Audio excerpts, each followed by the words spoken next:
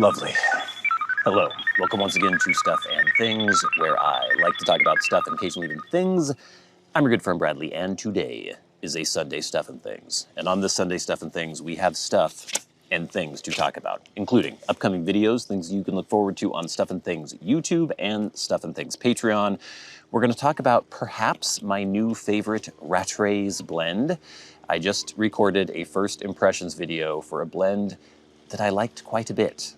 We'll get into that. We'll have your questions, comments, and feedback in hashtag askstuffandthings, and then we'll do Patreon shout-outs and updates at the end of the episode. So stay tuned. Lots coming up. All right, gang. I've been busy producing content for you to peruse, some on Patreon and some on YouTube. As you know, if you've been paying any attention lately, my channel was demonetized by YouTube. I may be able to get the monetization back and get back into the YouTube partner program, which is very important because when you are not in the partner program and when you are not monetized, they do not spread your videos. They don't want to show them to anyone because they don't make any money on it. I don't make any money on it, but they don't really care. I have noticed views dipping. Maybe I'm just not very good at this, but I think a lot of it has to do with the fact that my channel is not monetized anymore. So I want to get back in that partner program. That might happen eventually in the future, but we can't post any pipe stuff on the channel anymore. So that has gone to Patreon. So coming up exclusively on Patreon this week, we will have the McFadin Mixture Scottish Blend full review. Very interesting blend, one that is extremely popular, one of the most popular blends in the world. And I felt kind of ambivalent. I felt really ambivalent about it in the first impressions video that posted a couple weeks ago on Patreon. So now it is time for the full review. My opinion has altered a bit, so definitely check that out. That'll be posting exclusively to Patreon this week. Then next week on YouTube, I will have the 1-year update, the 1-year review of my NYX Pullman's engineer boots. These were custom boots that NYX made for me. They didn't give them to me for free. They did give me a discount though. And they are some of the most amazing boots I've ever owned and some of the best footwear I have ever owned. And after a year, they have really broken in. They have really kind of molded to my feet. They have become an extension of my body in a way. And I love these boots. So check out the 1-year review. If you want to see some patina on some fine leather, check that review out. That'll be posting not this week, but next week on Stuff and Things YouTube. And then the week after that, exclusive to Patreon, will be First Impressions. Now this is going to excite some of you. RATTRAY'S Hal of the Wind. Very interesting blend. I have not done a ton of RATTRAY'S blends on the channel. Let's see. Old Gowrie, Red Rapparee, Marlin Flake, and I think that's it. Yeah, and so this is one that has been requested many, many times. People have said, this might be your favorite one if you try this. And it is another Vaperky, a Virginia Perique with fire-cured Kentucky in it. And yeah, I don't want to give away the first impressions video, but yeah, interesting stuff. I guess I'm going to give some of it away because we're going to talk about this in kind of the main topic of the show a little bit, but definitely check that out and lots more coming up both on YouTube and on Patreon. I've already gotten to say hello to several dogs who have come by to visit me while I've been recording today. Actually, it was before I was recording. If I had been recording, you would have seen it on camera. There was one dog named Millie and one named Doug, and I enjoyed both of them. I love that. I love how dogs treat people as though they treat us as equals to a weird extent. Like, I don't know, if you're walking around and you see a group of people, you might be like, hey, what's up? What's going on? Because, you know, this is another human being. I might talk to this other human being or at least acknowledge their presence.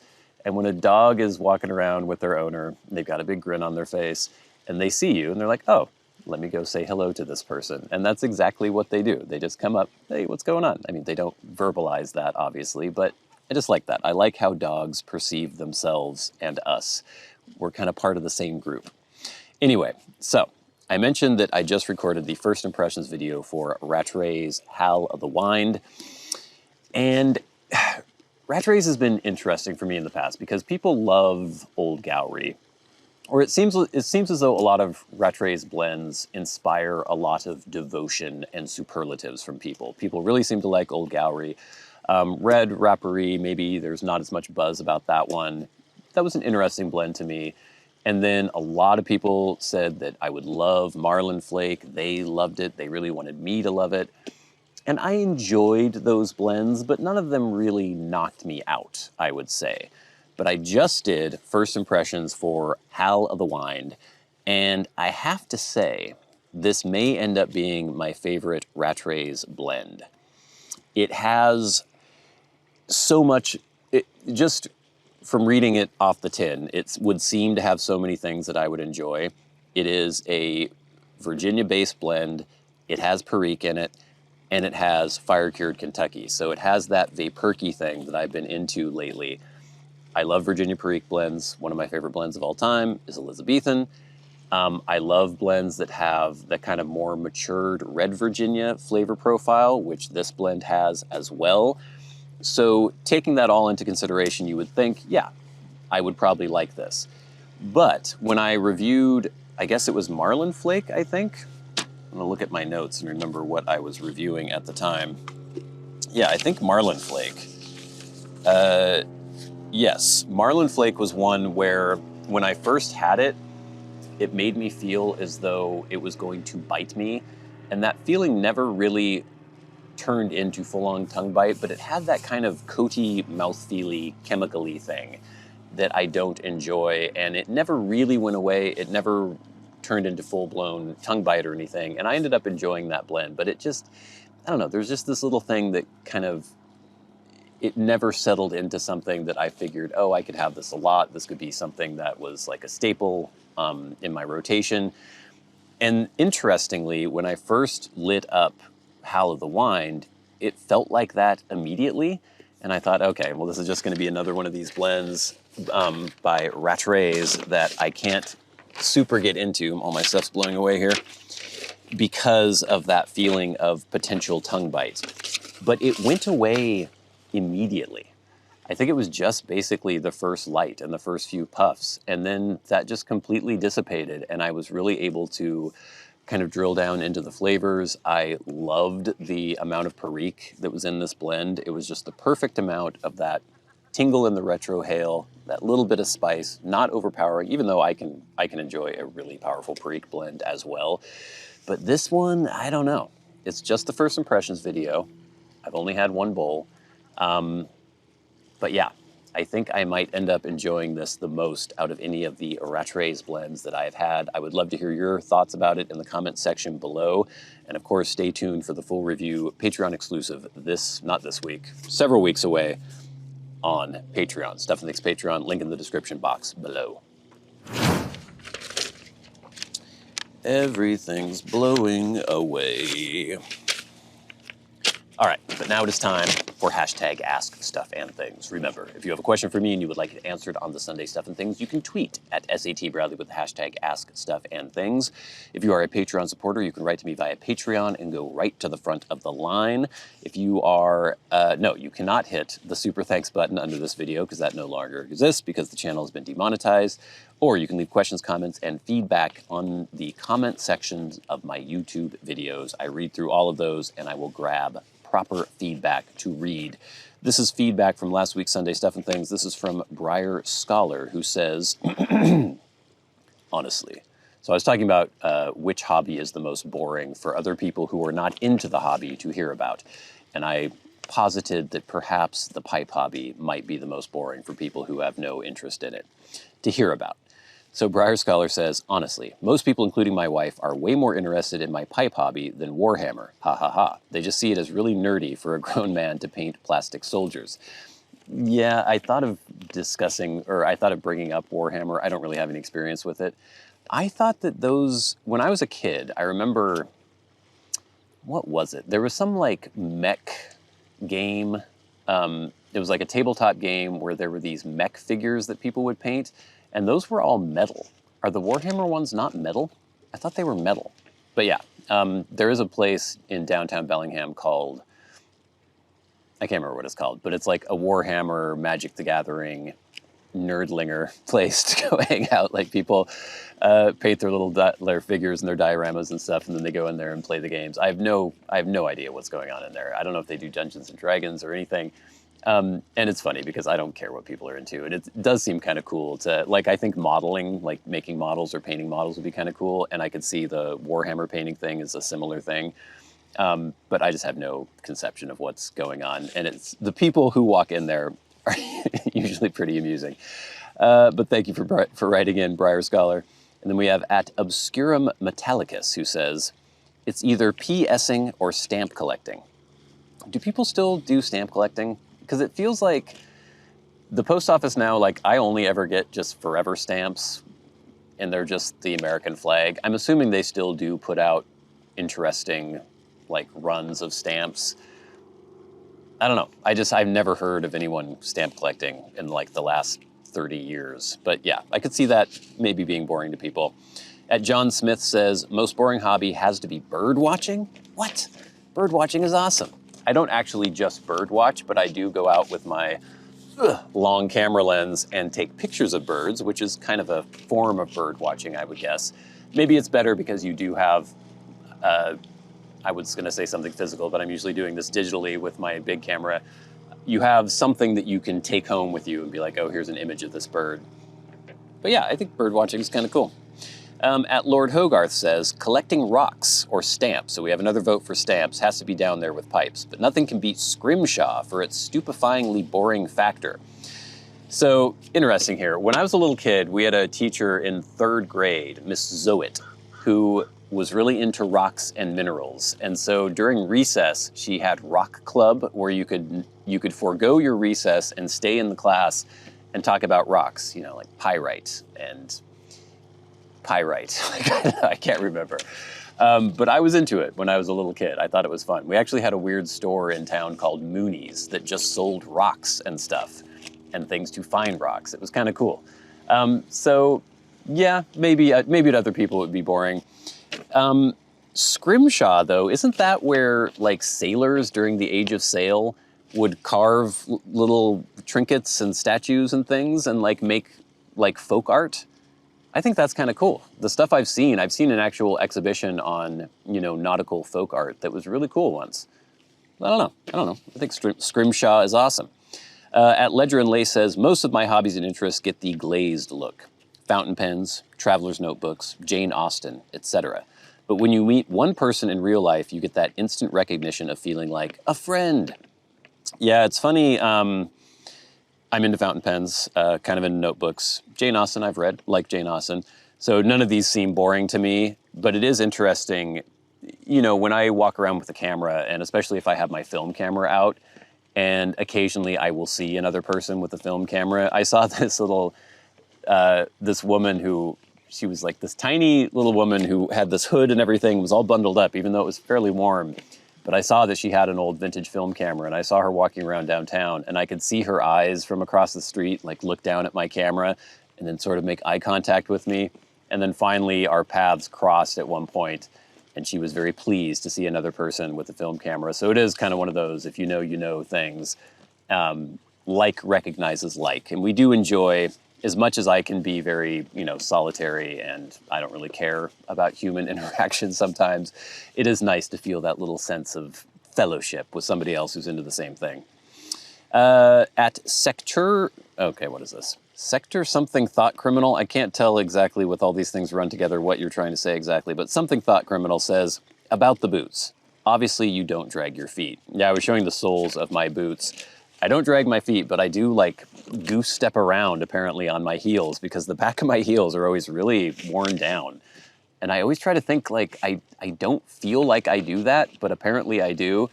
It was interesting, though. I've been noticing, this is just a weird random thought, I've been noticing so many people walking around, I'll have to illustrate this with my hands. Like, imagine these are feet.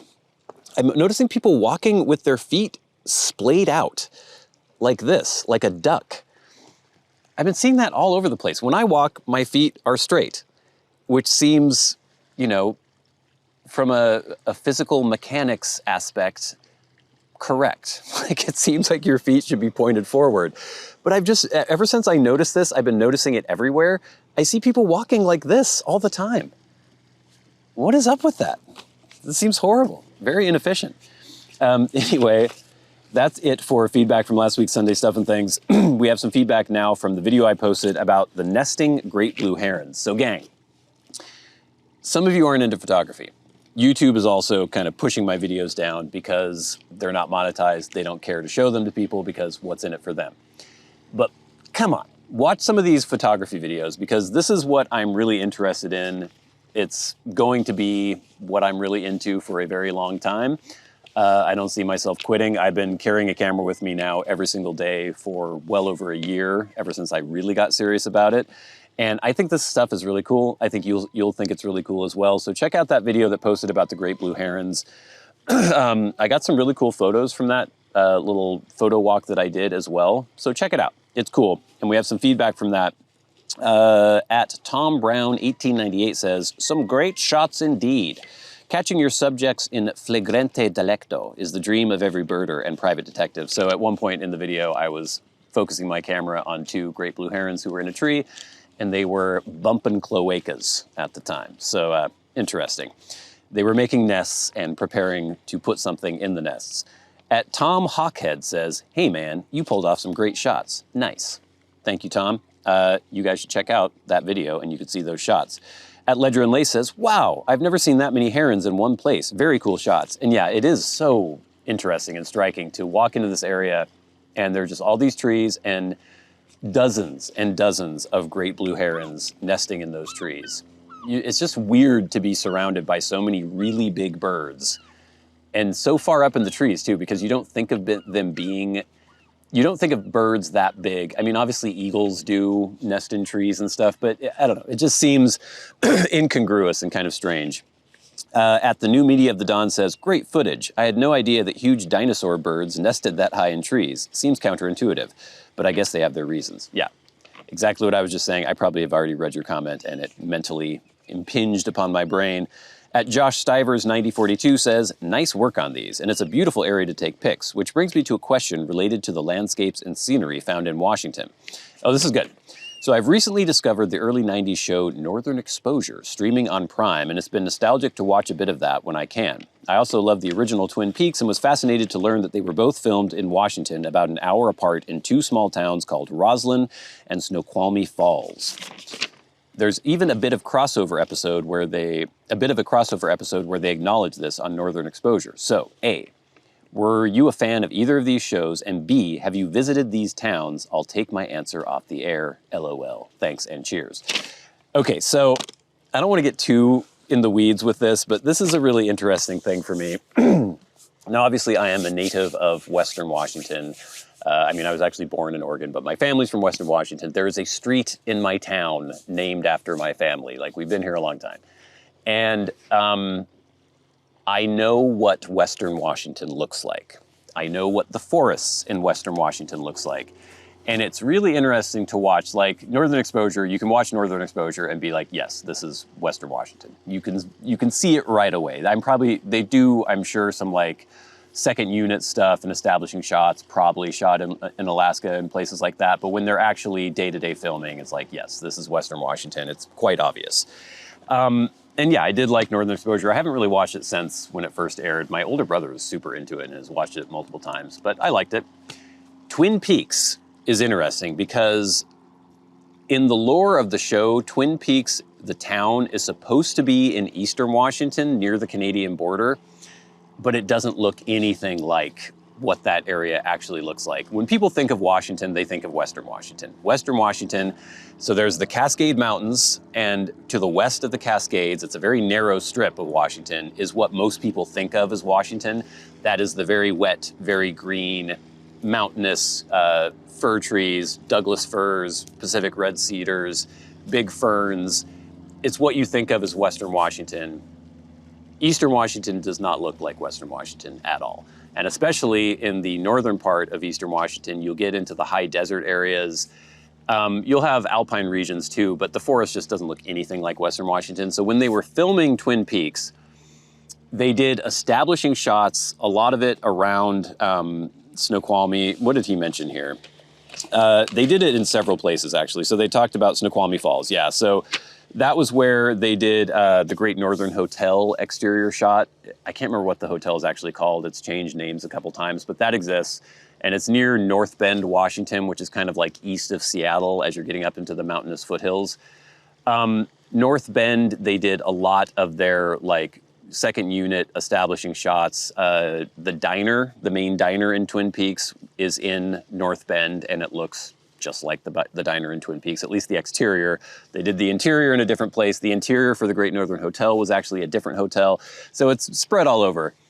And they definitely did establishing shots in Western Washington.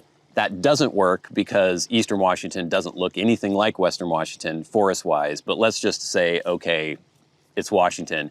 But in the original series, the first 2 seasons of Twin Peaks, when they did outdoor shots, when they were actually, you know, actors on scene, it was not in Washington. You could tell they were filming in California. The forests don't look anything like the forests in Washington. And it wasn't until Twin Peaks: The Return I noticed the outdoor scenes when they were in the forest. I'm like, okay, this is Washington. They were actually filming in Western Washington for the exterior outdoor scenes when actors were on the scene. So it's a weird combination of second unit stuff. Some filmed in Washington, some filmed in California, some filmed other places. I don't know if they ever did anything in Eastern Washington. Again, it would look very different than how it looks on the show and how Western Washington looks, but there is no forest I have ever been in that looks like the forests do in Western Washington. It has a very unique look, and it's very, I would know it anytime, anywhere, any place. If you show me something and say, oh, this is supposed to take place in Washington, and then they're filming a forest, I could tell immediately whether or not it was actually in Western Washington. Usually it's in California, because that's where they film a lot of places, and California forests do not look like Washington forests. Anyway, I guess I said I wasn't gonna get in the weeds. I got in the weeds. All right, gang, but thank you for all that feedback. Please keep it coming in. It really helps make the show go. But now it is time for the very best part of the show, and that is where we thank our Patreon supporters. Remember, if you would like to support Stuff and Things on Patreon, there is a link in the description box below, and it is much appreciated because it is the only way to support the channel. We no longer have ads on our YouTube videos. If you like any of the content that I post on Stuff and Things YouTube or Stuff and Things Patreon, Patreon is the only place to show that support. And every week we like to shout out the people who support the channels at $25 or more a month. The producers of Stuff and Things. People like Jason Buckner, Arcturus, Ashes of the Phoenix, Jonathon Proctor, The Friendly Piper, GreatGrol, Glenn, Just Glenn, Les Brady, David Severin, Nicholas James, Kyle Whitmore, Mr. Gibson, and Chris Caughey. And of course, the Maniacs, the crazy people who support the channels at $100 a month, people like Bob Magee and Ryan McFadin. Ryan, we need to interface and have our talk. If you do the Maniac tier, you get to have a face-to-face-ish, Zoom-ish kind of conversation with me every 3 months or something. I can't remember. And then, of course, our Hall of Fame member, dearly departed friend, Peter Straub. Remember, if you support us on Patreon, you get exclusive access to the pipe stuff that we post only on Patreon. You also get videos early. Usually they'll post on Monday on Patreon when they will post on Wednesday on Stuff and Things YouTube. So, thank you for all that. We have some updates for things that are happening on Patreon. I mentioned the McFadin Mixture Scottish Blend review. That's coming up this week. Also this week, from the archives, Dunhill Standard Mixture. So I think we're finally into 2015 with this video. I think it might be of like January of 2015. So we're about 10 years, a little over 10 years behind now with From the Archives. But Standard Mixture became one of my favorite English blends. Just a very nice meat and potatoes, back to basics English blend. And I loved it, I think I did, from the beginning. I watched some of the review. It's interesting how my memory of what I thought about these blends kind of changes my initial thoughts, or what I thought my initial thoughts were. And then I go back and watch the review and I'm like, oh, I wasn't as strong on this as I thought I was. And then I ended up really loving the blend. I think I'm pretty damn positive about Standard Mixture, even from the very first review. So check that out. All those old reviews that can no longer be on YouTube are being reposted on Patreon. And eventually we will have an entire collection hopefully if I don't run out of space, of every review I have ever done for every pipe blend I've ever done on Patreon. So check that out.